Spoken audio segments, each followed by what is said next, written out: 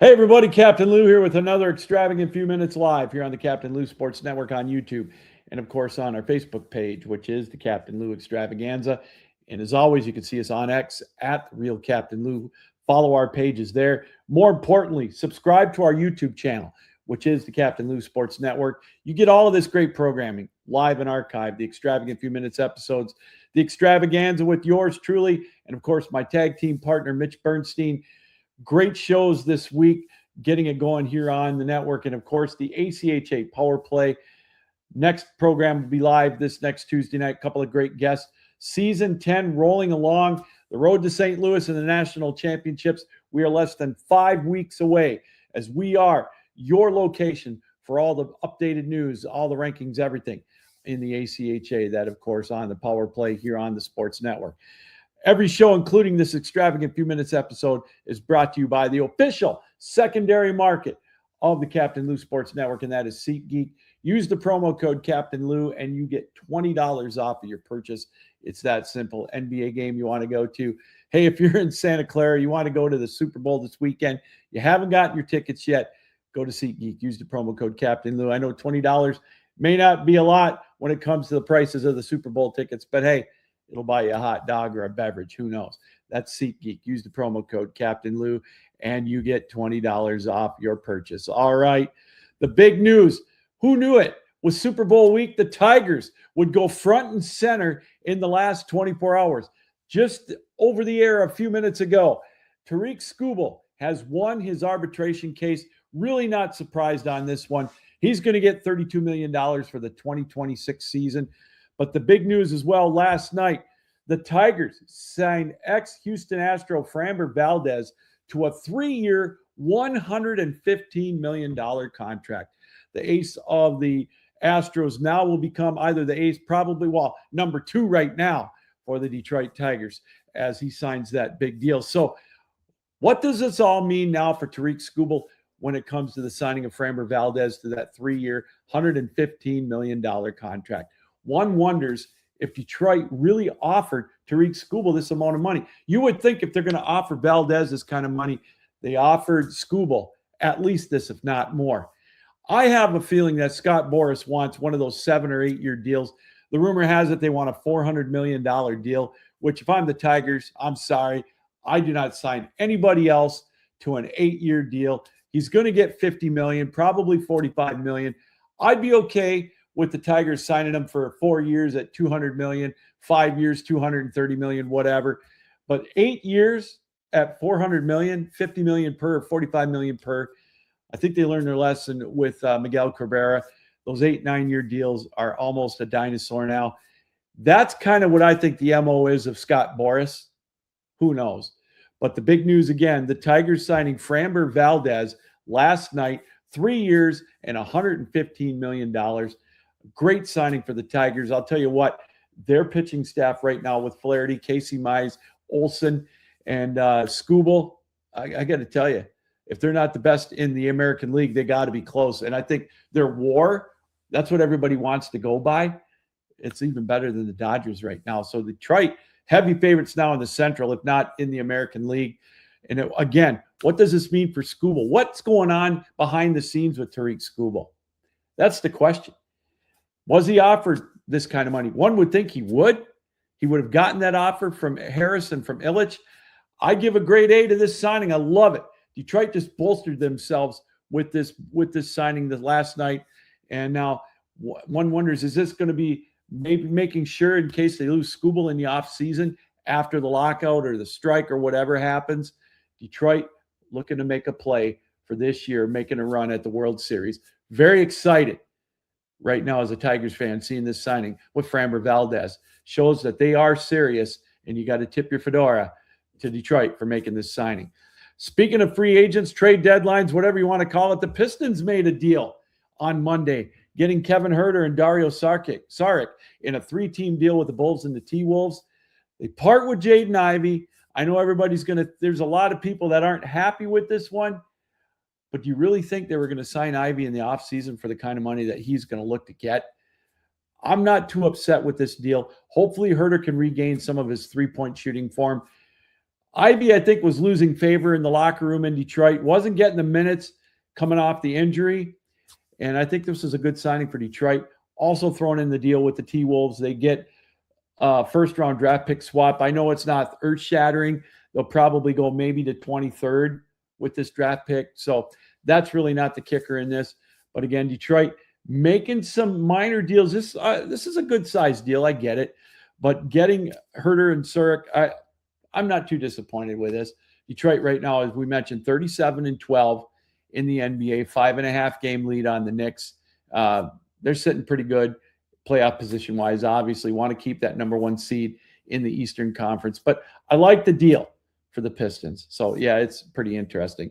Red Wings, they go into the Olympic break. Tough one last night against Utah, losing that one. I want to apologize about what I said earlier with a 5-game stretch before the Olympic break. I guess I was looking at the schedule wrong the other day. This is it now until they come back from the Olympics. Then they're going to take on Ottawa and Carolina to start it out. So different than last year when Detroit was on a hot streak going into the Four Nations break. This break, I think, couldn't come at a better time for the Red Wings. Kind of scuffling right now, losing 3 out of the last 4. Yes, an impressive win the other night against Colorado after dropping that 5-0 game to them on Saturday. But I think they're scuffling right now. Though, it'll be a good break for them to kind of regroup. They'll be back at the end of February, obviously, after the Olympic break. Get the momentum back. That's the plan. Right now, they're in 3rd place in the Atlantic Division. They're tied with Montreal for 2nd, but Montreal's got a game in hand on Detroit. So for all intents and purposes, they're in 3rd place. Still 7 points up on the final playoff spot. That's the one I'm keeping in mind. Yes, I want the Red Wings to get in the playoffs, and I would love to see them win the division. Tampa Bay is just playing like a team possessed right now. Yeah, I would love to see them get either the 2 or the 3 to take on Montreal or maybe Buffalo, however it'll play out towards the end. But keeping that look on the playoffs. Let's get to the playoffs first. And I think the Red Wings are sitting still pretty good. We'll see how they do in March. That's going to be the telltale sign, as it always has been the last few years when they've kind of crashed in the month of March. Let's see how they do after the Olympic break. All right, there's a big game coming up this Sunday. Suepr Bowl 60 in Santa Clara. It's going to be the New England Patriots and the Seattle Seahawks. New England, a 4.5-point dog. The over-under on this one right now is at 45.5. I love this matchup. It's going to be obviously the questions. How can Sam Darnold handle this New England defense? This is the best defense that they've faced in the playoffs, no doubt about it. New England's playing so well, so well. And then you've got Drake May. How is he going to go up against this Seattle defense? There was a little bit of worry maybe about a shoulder issue for Drake May. It looks like he's all right. And it looks like Sam Darnold with those obliques. So wipe those off the slate. We don't have to worry about those injuries at all. It's going to be a fun game to keep an eye on. The over-under, like I mentioned, 45.5. The spread, 4.5 right now. If you're looking at that, we're going to make our predictions here momentarily. But here's some bets that I want to take a look at that I'm going to make. First one, total number of players to attempt a pass, plus 2.5. That means somebody besides a quarterback, plus 160. I'm all over that one. Total number of interceptions thrown in the red zone by either team, plus 0.5. That means somebody's going to throw an interception in the red zone. That one's too good to pass up at plus 330. That means for a sawbuck, you get 33.30 back. I'm taking that one as well. Both quarterbacks to throw an interception. That's at plus 188. I'm a sucker for that one. I'm going to go for that one too. Here's one. How about long-distance field goals? I love the leg of Jason Myers, to kick a 50-plus yard field goal in the Super Bowl. It's plus 200. And if you're really feeling frisky, a 55-yard field goal attempt, he gets that. I don't know what the heck here. Hold on. What am I doing here? Good Lord. I can't even do these right. It's plus 550. Oh, I guess I did do it right. Okay, never mind. All right. And finally, well, I've already made this bet, but for a field goal or an extra point attempt to hit a goal post, it's plus 600. It was plus 750 when they first came out. And of course, I waited too long to get that. So I had to get it at plus 600. So I made that bet. So finally, here's my even money parlay. Plus 100. Take New England plus 10.5 and under 49.5 for the total. That'll get you even money on your bet. Overall, I'm going to take New England in this one and the points. I think it's going to be a field goal game either way. I think it's going to be somewhere around the line of 24-21, 23-20, somewhere in that area. But I'm taking New England to cover, plus 4.5. I think they're going to do it. But I'm going to go with this one for an even money parlay. I think it's going to be under 49.5. Give me New England plus 10.5 and the under 49.5 for an even money bet at plus 100. Finally, sad news in the world of Detroit, the Tiger world, if you will. Mickey Lolich, the last pitcher to throw 3 complete game victories in a World Series, or throw 3 complete games, period, passed away earlier this week at the age of 85. I can remember Mickey Lolich pitching back in the early 70s. 1972, he had a banner year. Some of these numbers for Mickey Lolich: 1971, 25-14, 1972, 22-14. Check these out. Games started in 1969. He started 36. In 1970, he started 39. 1971, 45. 1972, 41. 1973, 42. 1974, 41. Unbelievable numbers. And my thing with this, his numbers should be retired at Comerica Park. He didn't lose it in the clutch. Jim Leyland's numbers retired, and Mickey Lolich's isn't. That's a travesty to me. Mickey Lolich passed away at the age of 85. His numbers should be retired at Comerica Park. Should have been already. Last pitcher to throw 3 complete games in the World Series, 3 complete game victories. The last person to get 3 victories was Randy Johnson, but one of those was in relief. So truly, the last starting pitcher to do this is Mickey Lolich back in 1968 in the World Series.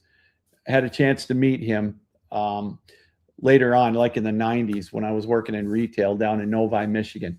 Heck of a nice guy.